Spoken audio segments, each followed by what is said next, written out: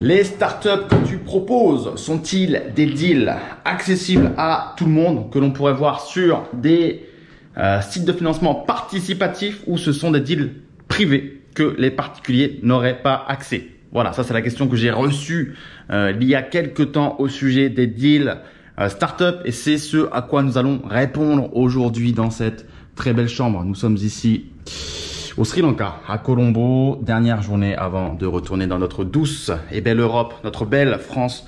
Ce soir, les amis, et on va parler un petit peu de start-up. Alors, non, la réponse courte, elle est non, malheureusement, pour toi. Si tu veux avoir accès aux meilleurs deals start-up, ça va pas être en tapant dans Google plateforme, start-up ou crowdfunding, start-up. Non, je suis désolé, si c'était aussi simple que ça se saurait. Voilà, investir dans les boîtes du Y Combinator, je le répète, le meilleur accélérateur de start-up au monde, d'où est sorti Reddit, Stripe, Coinbase et compagnie Airbnb. Ça se fait pas comme aller sur Le Bon Coin et trouver un bien immobilier ou aller sur Kraken ou Binance et acheter du Bitcoin. Malheureusement, les startups sont encore une classe d'actifs élitiste entre guillemets où l'accès reste privilégié à ceux qui ont du contact, du réseau ou les bons filons, un petit peu comme du off-market en immobilier. Donc, si tu tapes dans Google investir dans les startups, plateforme investissement startup, je sais pas, des mots-clés comme ça, tu risques de tomber sur des plateformes justement dédiées aux particuliers où on va te présenter des deals et on va te dire c'est génial, regarde, tu peux investir en tant que particulier dans telle boîte, dans telle boîte, dans telle boîte et tu vas avoir le sentiment peut-être d'avoir investi de façon intelligente dans cette classe d'actifs.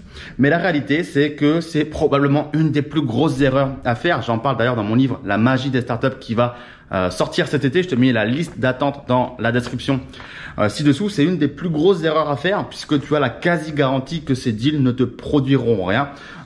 Au mieux, c'est des boîtes qui resteront en vie sans jamais faire d'événements de liquidité. Au pire, tu vas perdre ton argent parce que la boîte a quand même de fortes chances de faire faillite. Et je vais te dire pourquoi. Il faut savoir qu'il y a une chose très importante en startup, c'est ce qu'on appelle la confidentialité. Les startups ne veulent pas du tout communiquer de façon publique, évidemment, sur leurs statistiques, sur leurs chiffres, sur leur traction financière. Même moi, en tant qu'investisseur dans plus de 100 startups, j'ai des boîtes qui ne transmettent pas d'update par peur, tout simplement, de brèche de confidentialité, parce que c'est extrêmement sensible et on ne veut pas que la concurrence puisse avoir accès à la moindre information. Également, en fait, quand tu rejoins, et j'en parle également en large, en long et en travers, avec plein d'anecdotes sur la confidentialité, quand tu rejoins mon club d'investisseurs Insolent Capital, je te fais signer des papiers. Quand tu rejoins la plateforme qui nous sert à signer tous les documents, à envoyer les fonds, etc., tu vas signer des papiers entre guillemets attestant que tu vas rien partager et que si tu partages, tu vas être exclu immédiatement, etc., etc. Bref, c'est un sujet extrêmement sérieux la confidentialité. Et pourquoi je te dis ça? Parce que une startup n'a aucun intérêt à se retrouver sur une plateforme parce que littéralement, ça veut dire à tout le monde de façon totalement publique, voici ce qu'on fait, voici c'est quoi notre avantage compétitif, voici notre traction financière, voici notre plan, voici tout en fait. Et ça, c'est pas du tout quelque chose qu'une boîte a envie de faire. Et donc, en réalité, sur les plateformes, tu vas te retrouver face à des startups qui n'ont pas réussi à convaincre les investisseurs traditionnels. Crois-moi, une boîte qui passe par le Y Combinator, elle n'a pas du tout besoin de convaincre les investisseurs. Ce sont les investisseurs qui vont vers les boîtes du Y Combinator. Et on se retrouve avec des boîtes au Y Combinator qui ont beaucoup trop d'argent et qui se retrouvent à choisir leurs investisseurs. Donc ça, c'est totalement pas normal, hein. Une startup, généralement, elle galère un peu à lever des fonds, elle doit démarcher, elle doit aller, je sais pas, chercher des subventions, trouver des investisseurs. Les boîtes du Y Combinator ont réellement un avantage compétitif parce que je t'en ai déjà parlé dans d'autres vidéos et je t'en parle également dans mon livre. Les boîtes du Y Combinator présentent des statistiques totalement folles. Donc, les investisseurs du monde entier et les meilleurs investisseurs veulent ces boîtes-là. Donc, quand tu te retrouves sur une plateforme grand public, ça veut dire que en réalité, tu dois lever à tout prix. C'est une question de vie ou de mort. Si tu lèves plus de fonds, bah ta boîte elle est morte, elle a plus de cash. Comme on dit, une boîte elle a un cash burn, c'est ce qu'elle dépense tous les mois. Ça lui permet de déterminer son runway, combien de mois il lui reste pour pouvoir survivre sur la base des fonds qu'elle a dans ses caisses. Et si ça c'est épuisé, eh bien c'est chiffon carpette entre guillemets, la boîte elle disparaît, ciao bye bye, merci d'avoir essayé. Donc en réalité une boîte qui se retrouve sur une plateforme au grand public, c'est que généralement elle a plus de choix, elle a vraiment tout tenté, c'est entre guillemets un dernier recours parce que c'est pas normal que d'aller sur ce genre de plateforme. D'autant plus que ces plateformes elles ont ce qu'on appelle une sélection adverse, étant donné qu'on est face au grand public, ces plateformes elles vont souvent proposer des opportunités qui vont être facilement compréhensibles par le grand public. Parce que monsieur, madame, tout le monde, il n'est pas forcément, je sais pas, sensibilisé à des domaines pointus. En ce moment, ça peut être l'IA, mais ça peut être de la deep tech, ça peut être, je sais pas, tout ce qui est spatial, ça peut être énormément de sujets. Au sein du club Insolent Capital, on a investi dans énormément de secteurs. Certains peuvent être compliqués à comprendre, un peu techniques. Alors, je fais toujours en sorte de les démystifier pour mes investisseurs en les expliquant très simplement. Mais je sais très bien que monsieur, madame, tout le monde ne peut pas comprendre certains deals qui sont extrêmement spécifiques à une industrie ou à un secteur. Donc, en gros, on a souvent des deals très médiocres et parfois même, ça c'est ce qui me choque le plus, c'est que certains deals vont proposer des cadeaux en échange de l'investissement. Donc, par exemple, ils vont te dire, voilà, si tu investis $500, je sais pas, si la startup elle commercialise je sais pas, des barres chocolatées, allez, supposons au hasard, elle va dire si tu investis $500, on t'envoie un pack de 6 de barres chocolatées chez toi. Si tu investis $1000, on t'en envoie pendant 6 mois. Si tu investis $10 000, t'auras ci, t'auras ça, t'auras ci, t'auras ça. C'est pas normal, c'est pas normal. Une boîte qui lève des fonds, c'est une boîte qui est pas profitable, c'est une boîte qui a besoin d'argent pour investir dans sa croissance. Et si tu dois séduire tes investisseurs pour leur offrir tes produits, c'est pas normal. À la limite, si tu as un produit numérique, technologique et que tu as des investisseurs stratégiques, tu peux leur offrir un accès gratuit parce que ça coûte rien et que c'est un investisseur stratégique.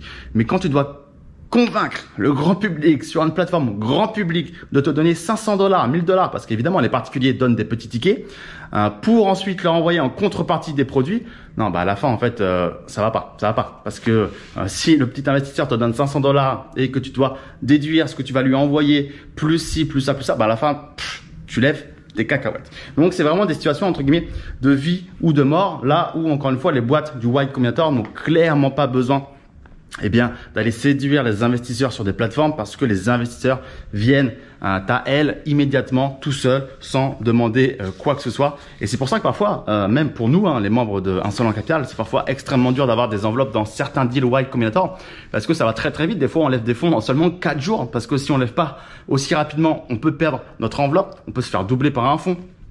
Donc c'est parfois dur. Il y a parfois des enveloppes qu'on rate parce que le deal nous intéresse, mais la startup nous dit nous on avait 1,5 million ou 2 millions à lever et on a déjà trop levé, on a déjà levé 2,5 millions, 3 millions, donc on peut plus aller au-dessus. Parfois on doit proratiser, c'est extrêmement compliqué sur certains deals. Donc c'est toujours un petit peu jouer des coudes. Là où encore une fois, si tu vas voir, je sais pas, Philippe au fin fond de la Bourgogne qui lance sa jeune startup dynamique, a priori lui il te dira jamais non parce que avec tout le respect que j'ai pour Philippe, à mon avis il lèvera pas aussi rapidement des fonds qu'une boîte du Y Combinator. Il y a une seule exception quand même pour une startup d'aller lever des fonds sur une plateforme grand public auprès des particuliers, c'est si la boîte elle est déjà mature et que la startup veut faire une opération marketing à grande échelle gratuite. Imagine tu as un produit B2C, tu as déjà prouvé ton product market fit, tu as déjà des clients, tu es peut-être déjà même profitable et tu te dis on pourrait lever un peu d'argent pour accélérer notre marketing. On n'en a pas forcément besoin, mais on va faire en sorte de faire quelque chose d'intelligent, de faire un petit peu le buzz et de faire une opération un petit peu marketing et de, pourquoi pas, transformer nos clients en investisseurs pour vraiment les, on va dire, les avoir en porte-parole. Parce que finalement, qui sont tes meilleurs porte-parole? C'est tes clients. Et donc, tu as beaucoup de clients qui seraient heureux de devenir investisseurs, de devenir actionnaires, ce qu'on appelle des levées de fonds, on va dire, communautaires. On a déjà pu en voir, je crois, sur le marché français plusieurs. Et c'est pourquoi pas une bonne idée. Mais c'est vraiment la seule exception quand on le fait parce que on est entre guillemets smart, on va faire une opération marketing et non pas parce qu'on a besoin à tout prix de cet argent pour survivre. Donc tu l'as compris, les meilleures affaires, c'est un petit peu comme dans l'immobilier, c'est du off-market. Tu dois avoir du réseau, tu dois avoir des contacts, tu dois avoir un moyen d'avoir accès aux meilleures startups. Mais si tu ramasses ce qui se trouve facilement, encore une fois, a priori, Je te dis pas que tu trouveras pas peut-être de temps en temps une perle, mais a priori, je serais pas serein pour ton avenir financier sur les boîtes que tu trouveras sur des sites tels que ce genre de plateforme. Donc voilà les amis, je te mets dans la barre de description le lien si tu veux rejoindre le club Insolent Capital que je préside, dans lequel on investit uniquement dans les boîtes du Y Combinator dans la Silicon Valley. On se fera un call avec grand plaisir pour discuter de ton profil. Je te mets également le lien pour mon nouveau livre, La magie des startups. Et je te dis à très vite pour une prochaine vidéo. Ciao, ciao.